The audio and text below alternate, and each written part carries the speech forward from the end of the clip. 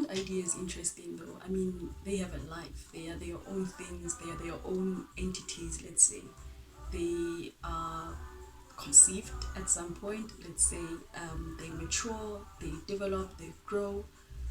Of course, depending on the environment that you give the ideas, the attention that you give the ideas, maybe the resources that you give the ideas for them to come alive. But they do have some sort of life cycle, and they do exist in some sort of ecosystem.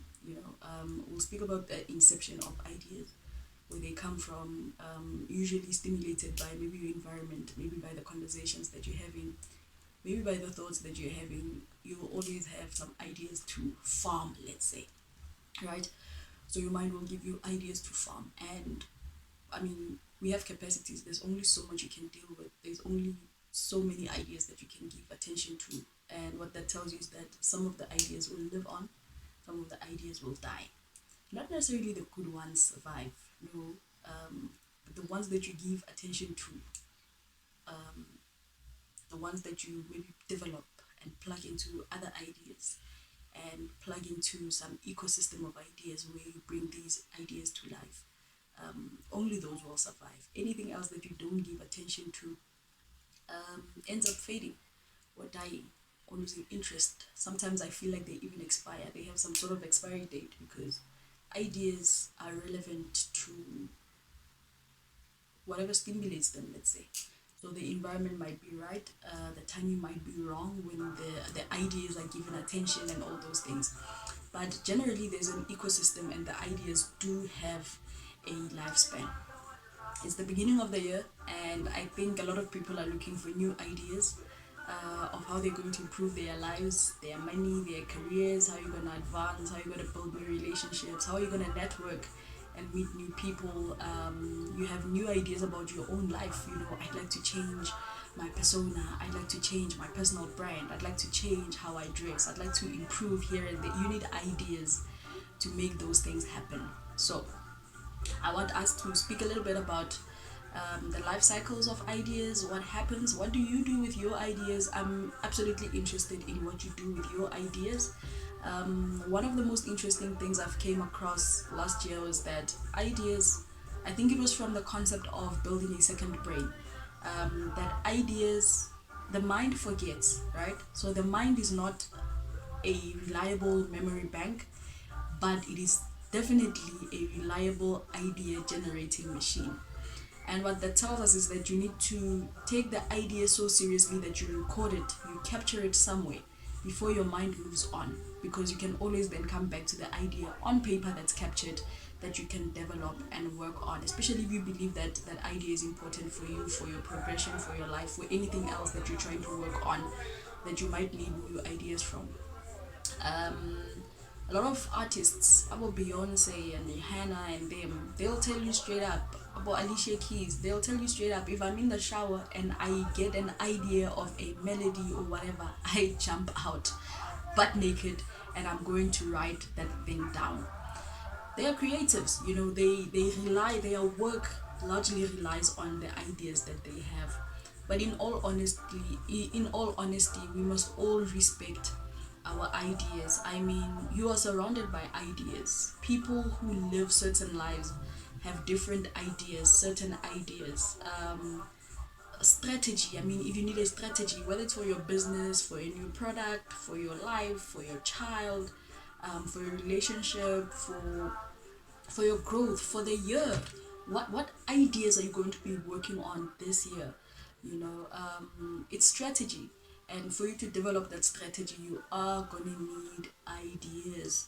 You are gonna need ideas, and there are people who believe that ideas are from God, which I love the idea, because you then feel a sense of responsibility to make that idea happen, because you're like, God gave me this idea, this responsibility to run with this thing and to make sure I bring this to life. So for that particular thing of responsibility, I respect people who believe that the idea comes from God.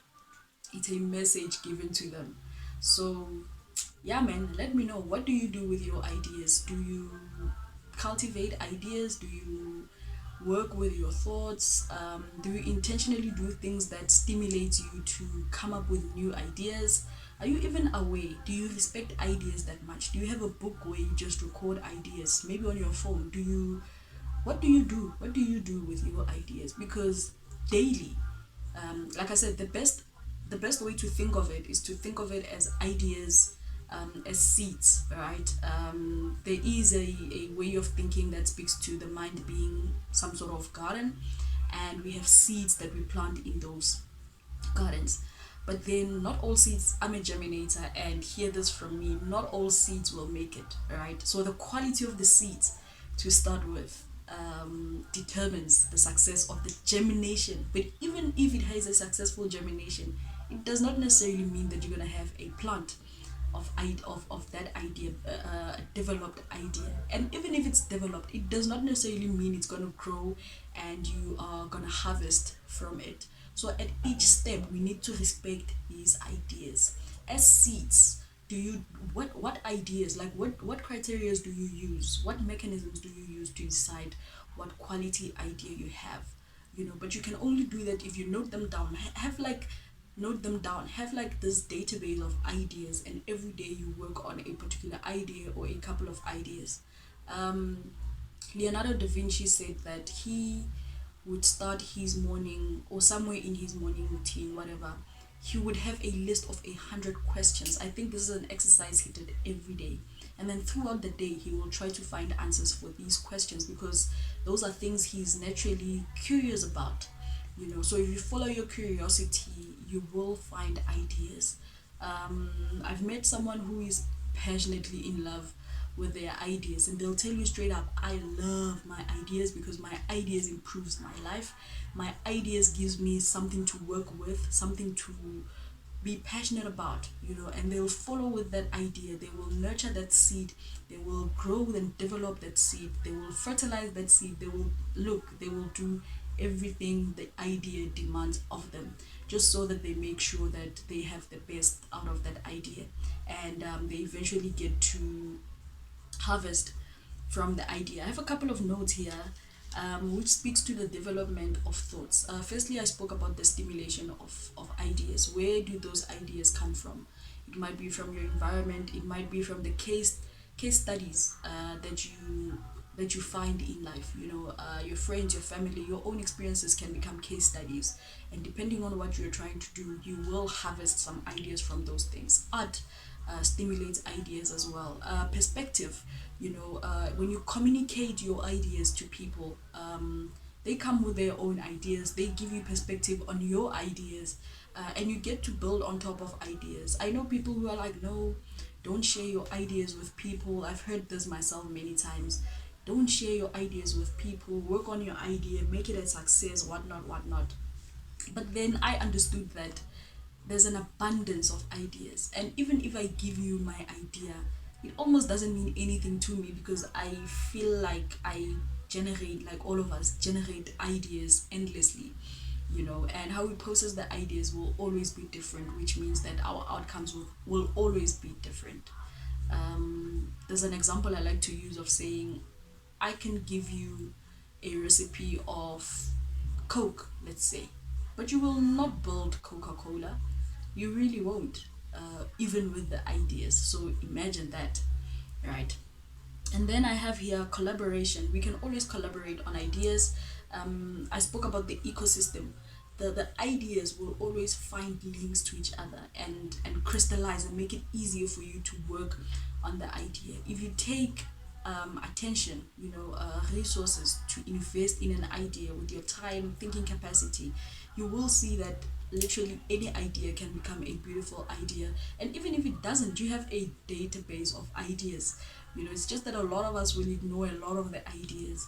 But now and again, the important ideas will come back to mind. And even worse, if you are with someone, or if you met someone who have implemented the same idea that you had, and they got successful at it, it reminds you that you need to take your own ideas very seriously.